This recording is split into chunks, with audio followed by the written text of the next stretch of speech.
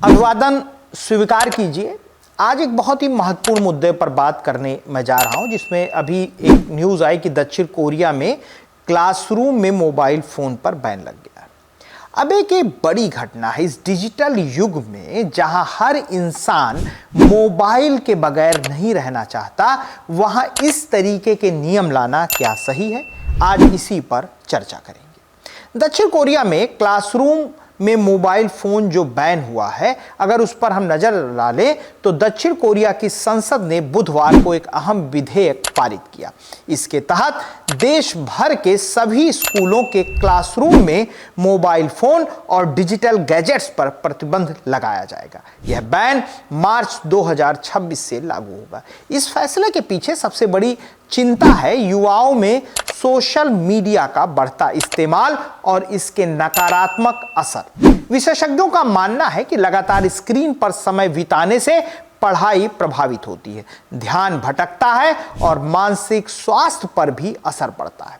दक्षिण कोरिया अब उन देशों की सूची में शामिल हो गया है जिन्होंने नाबालिगों के लिए स्मार्टफोन और सोशल मीडिया उपयोग पर नियम बनाए हैं। इससे पहले ऑस्ट्रेलिया ने 16 साल तक के बच्चों के लिए सोशल मीडिया पर प्रतिबंध लगाया था। एक दिलचस्प तथ्य यह है कि प्यू रिसर्च सेंटर की रिपोर्ट 2022-23 के मुताबिक दक्षिण कोरिया दुनिया के सबसे ज्यादा डिजिटल रूप से जुड़े देशों में से एक है। यहाँ 99% लोग ऑनलाइन हैं और 98% के आसपास स्मार्टफोन है। यानी जिस देश में डिजिटल पहुंच सबसे अधिक है, जहां कोई डिजिटल डिवाइड नहीं है, वहीं अब सबसे सख्त डिजिटल प्रतिबंध लगाने की ओर वो बढ़ रहा है। मीडिया स्टडीज के छात्रों के लिए यह घटना कई सवाल उठाती है। क्या शिक्षा व्यवस्था को डिजिटल गैजेट से पूरी तरह दूर किया जाना चाहिए,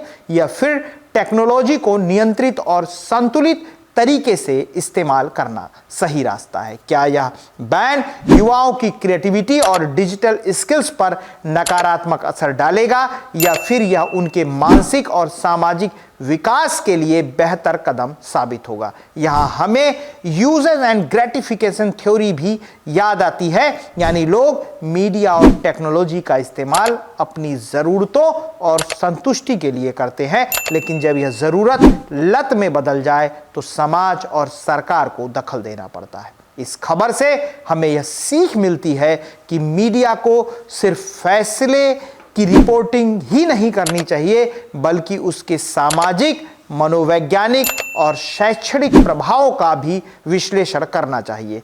शिक्षा, टेक्नोलॉजी और पॉलिसी, ये तीनों आपस में गहराई से जुड़े हैं। तो दोस्तों, दक्षिण कोरिया का यह फैसला दुनिया के लिए एक उदाहरण हो सकता है, जहां एक और टेक्नोलॉजी बच्चों के लिए अवसर लेकर आती है, वहीं दूसरी ओर वह उनके ध्यान, शिक्षा और मानसिक स्वास्थ्य के लिए खतरा भी बन सकती है। अब देखना यह होगा कि क्या अन्य देश भी इस राह पर चलते हैं, या फिर टेक्नोलॉजी को शिक्षा का हिस्सा बनाए रखने के लिए नए मॉडल तलाशते हैं। अगर आपको यह विश्लेषण पसंद आया हो तो मास कॉम मास्टर क्लास को लाइक, शेयर और सब्सक्राइब करना ना भूलें। फिर मिलते हैं एक नए विषय के साथ, तब तक के लिए धन्यवाद।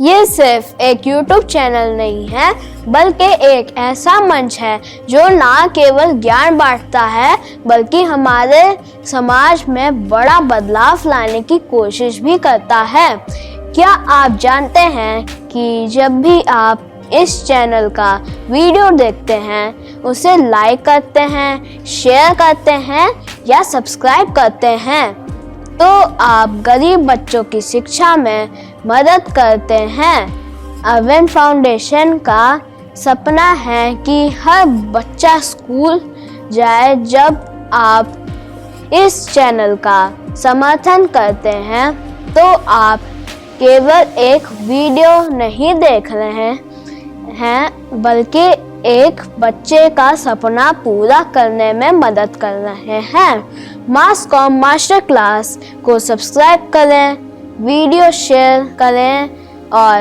अरविंद फाउंडेशन के इस सफ़र का हिस्सा बने। आपके छोटे छोटे कदम बच्चों को के भविष्य को उज्जवल बना सकते हैं। इसलिए आइए मिलकर बदलाव लाएं।